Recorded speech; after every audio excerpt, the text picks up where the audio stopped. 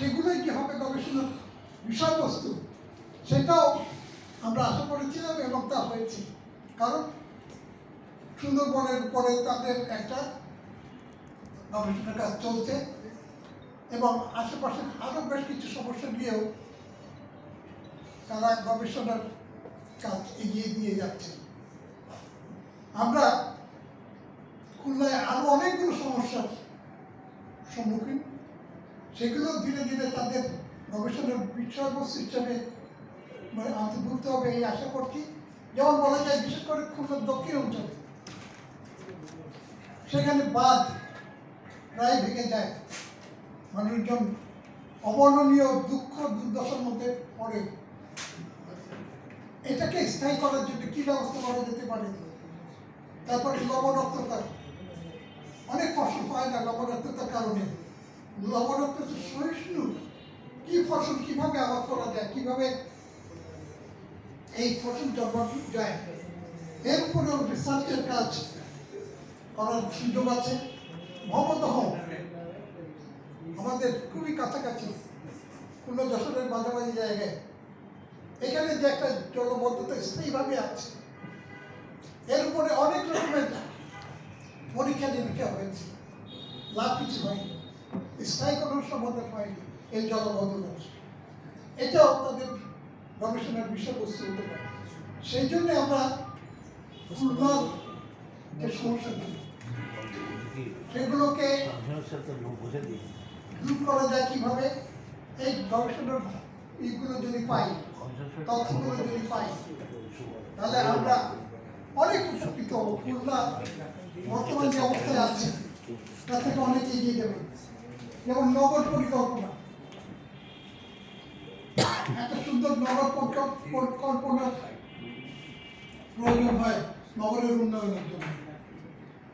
আমরা খুলনার জন্য কিভাবে একটা উন্নত নগর খুলনাবাসীকে উপহার দিতে পারি, সেটাও নগর পরিকল্পনার বিষয়। তেমনি করে গ্রামীণ জীবনযাত্রা, মানুষের আয় উন্নতি, উন্নয়ন, এগুলোকে কিভাবে উন্নত করা যায়, বিভিন্ন দেশের অভিজ্ঞতাকে হিসাবে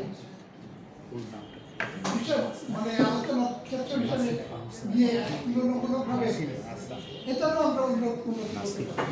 সুতরাং আমি যে জিনিসটা চাই যে খুলনা বিশ্ববিদ্যালয় পরিচিতি পাক একটি মূলত একটি গবেষণামূলক প্রতিষ্ঠান। আরেকটি বিষয়, আমি খুলনা বিশ্ববিদ্যালয়কে ধন্যবাদ জানাবো যে এখানে রাজনীতি নেই।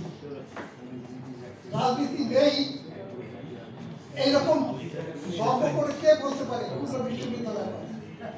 এবং তার জন্য এটা একটা এমন একটা শান্ত পরিবেশ বজায় আছে, এখানে পড়াশোনা, গবেষণা এবং অন্যান্য যেসব কো-কারিকুলার অ্যাক্টিভিটিস, এগুলো সুন্দরভাবে পরিচালিত হচ্ছে।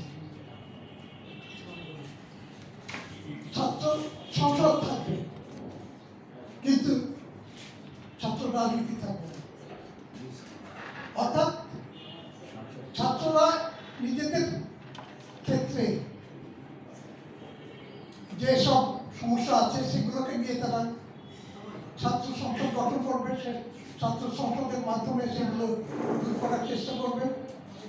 প্রতি বছর নির্বাচন হওয়া দরকার। এটা শুধু ইউনিভার্সিটির উন্নয়নের জন্য নয়, ভবিষ্যৎ নেতৃত্ব গড়ার জন্য এটা প্রয়োজন। তাছাড়া কারিকুলার অ্যাক্টিভিটিস, বিভিন্ন খেলাধুলো, বিভিন্ন সেমিনার, বিভিন্ন ডিবেটের আয়োজন এবং এই বিষয়বস্তুগুলো হবে মোটামুটিভাবে খুলনা কেন্দ্রিক। আমরা খেলাধুলোর ভিতর দিয়ে একটা পরিবেশ তৈরি করতে পারি যেখানে খেলাধুলোর যে ইগুলো আছে, লক্ষ্যগুলো আছে, অর্থাৎ সুস্থ জীবন, সেটা অর্জন করার জন্য ছাত্রদেরকে আমরা করতে পারি, মানে তাদেরকে আহ্বান জানাতে পারি। খেলাধুলোর ভিতর দিয়ে শারীরিক মানসিক উন্নতি সাধিত হয় এবং বর্তমান দিনে যে এইগুলো আছে যে আমাদের নানা রকমের ড্রাগস যাকে বলে এগুলোর প্রসার যেন না হতে পারে, তার জন্য সব থেকে বড় উপায় হচ্ছে এই তরুণ বয়সের ছাত্রছাত্রীদেরকে খেলাধুলোর মধ্যে টেনে আনা।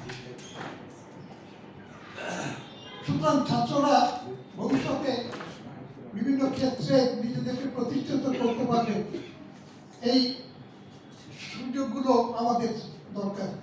আর সব শেষে আমি যে কথাটা বলতে চাই, গবেষণা এবং গবেষণাই হবে ইউনিভার্সিটির মূল কাজ। আমরা বিভিন্ন যে গবেষণাগুলো কাজগুলো করছি, এগুলোই ভবিষ্যতে আমাদের জেনারেশনকে আমাদেরকে এগিয়ে দিয়ে যাবে।